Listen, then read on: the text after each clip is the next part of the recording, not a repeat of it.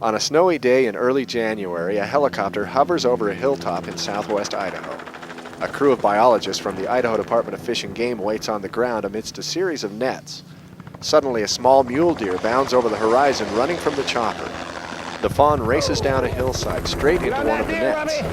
Get it down! Get it down! The biologists spring into action, binding the deer's legs and putting a blinder over its eyes.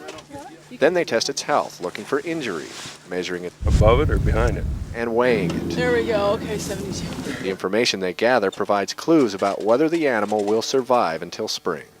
Probably the most significant determinant of whether a fawn's going to make it through the winter or not is its body weight and condition going into the winter. So the higher the weight the deer is going into winter, the higher the likelihood it's going to survive the winter. This year, the fawns are heavy thanks to abundant food late last summer. 84. After they measure and weigh each fawn, the workers fit it with a collar using surgical tubing that will eventually decompose, allowing the collar to fall off. Throughout winter, a small radio transmitter inside the collar provides Fish and Game with valuable information.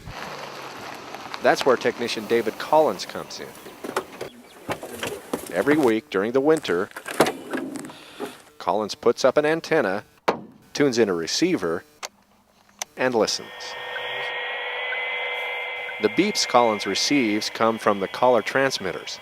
Each transmitter has its own frequency, so he's able to track the movement of every deer that's fitted with a collar. Once he's done recording the locations of the deer in this open terrain, Collins heads for the hills. As he winds along the Payette River, Collins continues to listen for the beeps that tell him where each collared deer is located. If a collar is not moved for more than 4 hours, Collins receives a mortality signal, which indicates the fawn may have died and he must find it.